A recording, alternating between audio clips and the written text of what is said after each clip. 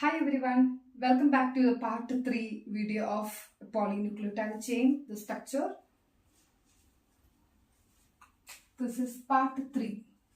So before attending this video, please look into the video number 1 and 2 about polynucleotide chain. So here we are going to continue this after seeing the structure which is making a single nucleotide and how are they connected with polynucleotide. Okay, so here before coming to the main structure of DNA, we have to see the history behind it. How are these two scientists, James Watson and Francis Crick, how did they reached in this model to explain the DNA? Okay, so here the data for them, it was provided through the X-ray diffraction experiment. Okay, so here they reached in this data, or they were able to create this model of DNA or assume this is the model of DNA from the X-ray diffraction data provided by the two scientists. Their names are Morris Wilkins and Rosalind Franklin. So these two scientists, they provided the data of X-ray diffraction. Based on that, they reached in this model of DNA. And the other history behind this is Friedrich Miescher, the scientist. He was the first person understood DNA is an acidic substance. So DNA is an acidic substance, and he named DNA as nuclein. The first name of DNA was coined by the scientist Friedrich Miescher, and it is nuclein. It was not DNA. It was renamed as DNA later. It was labeled as nuclein. Was the first name of DNA. So that is so here this is the one name behind this history, and the second name here, the Morris Wilkins and Rosalind Franklin. The third one is Erwin Chargaff. So here he made the rule, or he found a correct composition of DNA, and he found how many base pairs should be there in each polynucleotide chain and what is the proportionality of each base pair and how does it make. So that is explained in 5 videos I shared with you about this Erwin Chargaff rule. Please look into that. So I am not going in detail about Erwin Chargaff here. And the fourth one, so here the 3 are coming under the history, and based on these data, James Watson and Francis Crick, they were able to make the structure of DNA. So about the structure of DNA here, as you see the structure, there are 2 polynucleotide chain. So the one polynucleotide chain with the first one is 5 prime to 3 prime. Here it is a coiled structure. The same structure if you draw in the linear form, it is 5 prime to 3 prime will be looking like this. Second one is 3 prime to 5 prime. Okay. And the structure here inside sugar phosphate.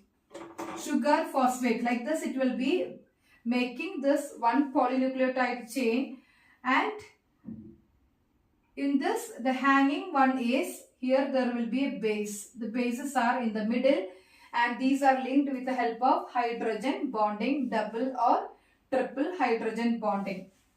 Okay, so here 2 parallel structures. One is if it is 5 prime, so here you can see this is 5 prime to 3 prime means opposite strand is 3 prime to 5 prime. 5 prime phosphate and 3 prime hydroxyl. 3 prime hydroxyl and 5 prime phosphate. Okay. Both are lying opposite to each other, or we can call it as the polarity is anti-parallel. So here what are the other details we have to explain? Here, this is a kind of right-handed, that is the drawing, if you see the structure, there will be more right-handed towards right-handed. That is the first explanation you can give under this. Right-handed helical structure of DNA is explained by James Watson and Francis Crick. And second point is about its polarity. So one polynucleotide chain in the 5' to 3', second polynucleotide chain in the polarity 3' to 5'. So these two are the first 2 points.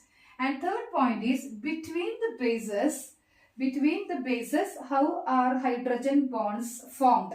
Here the hydrogen bonding between purines to pyrimidine, pyrimidine to purine. So if it is A to T double and G to C, it is triple hydrogen bonding. That is the third point. Next one is the distance between these two. The distance between these two strands are, it is given 2 nanometer, or you can write it as 20 angstrom. 20 angstrom, or you can write it as 2 nanometer. 2 nanometer, 1 nanometer is equal to 10 to the power of minus 9 meter. So 2 nanometer means into 2 will come. So that is the distance between one parallel strand to the opposite strand or anti-parallel strand. This is the distance between two strands. Okay. And next one is, what is the pitch of each strand? Pitch means one helical turn. What is pitch means? The pitch means one helical turn of this right-handed helix is called as pitch. So the pitch is written here 3.4 nanometer. One pitch means one right-handed helical turn. The helical turn is called as pitch. It is 3.4 nanometer. So 3.4 nanometer means 3.4 into 10 to the power of minus 9 if you wanted to convert into meter. And what is the distance between each base pairing? For example, here if you take A, T, T, A, G, C, C, G, A, T, T, A, G, C, C, G, G, C.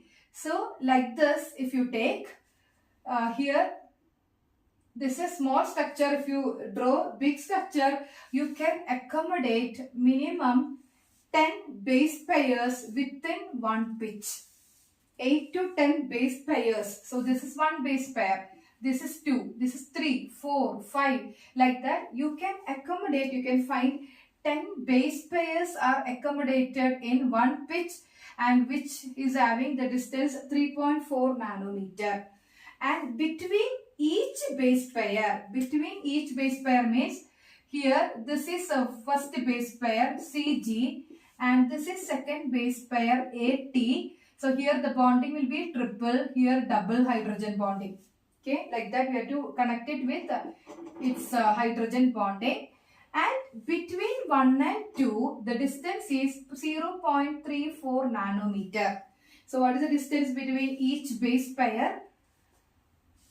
0.34 nanometer. So suppose if you take 3.4 nanometer contain 10 base pairs into, so what is the distance? Each base pair 0.34 nanometer. So we can find out the length of one pitch. So how can you find out? 1 base pair means 0.034. 10 base pair means 10 base pair into 0.34 nanometer. That means 3.4 nanometer. That we are writing here. Okay, so one helical turn or one pitch is 3.4 nanometer because it may contain 8 to 10 base pairs. Between each base pair, the distance is 0.34 nanometer. And the distance between the two helical polarity, the anti-parallel and parallel strand is 20 angstrom or 2 nanometer. And here in between you can see the sugar phosphate backbones, and that also we have seen in the previous video. Okay, and the data is because of all the scientists' contribution, it made easy for James Watson and Francis Crick to elucidate the structure of DNA, and which is a semi-conservative model because it can act as a template strand to form a duplicate strand or to replicate. Hope you have understood this video. Thank you.